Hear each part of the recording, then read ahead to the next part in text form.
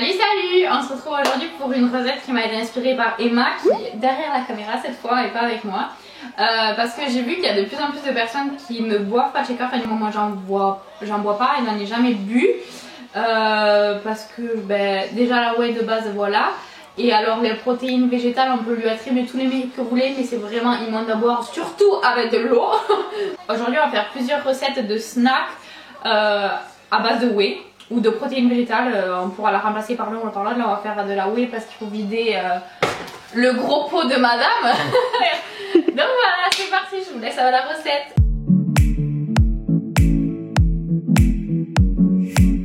Donc on commence avec le fond de blender à peu près de dattes. Il y en a... non, il y en a à peu près comme ça qui fait 250, la moitié. 125. Donc 125 g de dattes, à peu près une cuillère à soupe de cacao.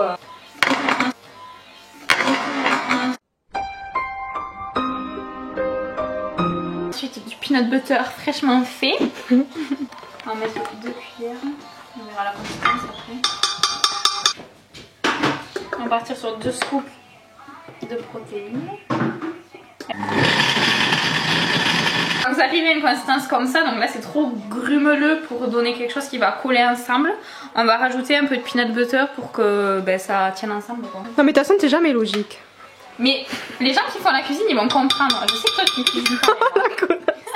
Donc quand on arrive à cette consistance, donc là j'ai déjà montré à Emma, en fait on peut former des boules avec. Il faut que vous les pressiez ensemble.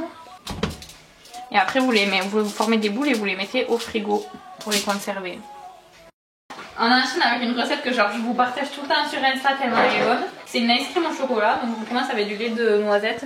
C'est lui ou le Bior, je vous mettrai aussi en photo lequel j'utilise parfois. Une bonne cuillère à soupe. C'est de soja. Du cacao que j'arrive pas à ouvrir.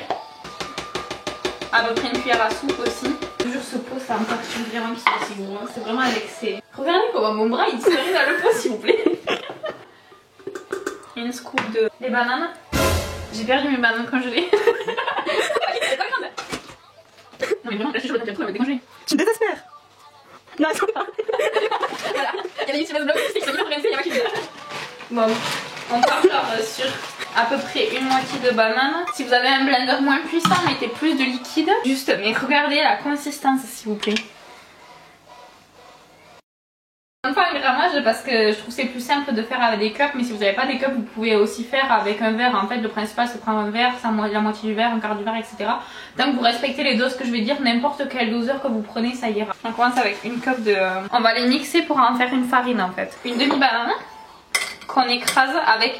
Ah, par contre prenez une bonne fourchette les gars parce que le nombre de fourchettes que j'ai niqué parce que j'ai écrasé des bananes qui étaient pas mûres. On enchaîne avec le peanut butter. On est quoi? On est parti sur quoi là? 2 cuillères à soupe hein? 3. On va rajouter à peine un peu de lait végétal pour délayer, mais vraiment juste un peu parce que mon lait... Du lait de riz? Ouais, n'importe lequel que vous avez sur la main, franchement ça n'a pas trop d'importance. Ensuite on va rajouter les flocons d'avoine. Du coup on a une pâte comme ça, qui est un peu collante et tout. Après ça va pas gonfler de ouf parce que la whey c'est pas... Enfin il n'y a pas de gluten dedans, donc ça fait que ça va pas gonfler comme des cookies qui s'étendent et tout. D'ailleurs j'ai pas mis de levure dedans, vous aurez noté. Après la taille vous variez, plus ils vont être grands, plus ils seront moelleux, plus ils seront petits, plus ils seront croustillants. À vous de voir ce que vous voulez. On leur donne la forme du coup, vu qu'ils vont pas s'aplatir de même, vous prenez de la pâte. Et c'est ce que je disais à Emma, même cru comme ça, vu qu'il n'y a rien dedans qui a besoin d'être cuit là dans les trucs qu'on a pris, vous en faites des petites boules, toutes petites et vous les mettez dans la ice cream, ça vous fait comme la Ben & Jerry, la cookie dough. Et une fois que tout est prêt, on va enfourner pour 10 minutes à 180 degrés. Bon, on avait oublié les pépites de chocolat, donc du coup on va les mettre par-dessus. Voilà, donc quand vous êtes intelligent et logique, en fait vous mettez le chocolat, vous le mélangez dans votre pâte à cookies au lieu de le mettre dessus pendant que vos cookies sont au four comme une débile comme moi. On les a laissés genre à peu près 13 minutes et vous avez vu l'extérieur est doré et à l'intérieur c'est doré, mais l'extérieur est foncé et l'intérieur est plus doré. Donc on va les laisser refroidir genre un peu pour qu'ils croustillent un peu plus. Et puis après on va pouvoir les manger.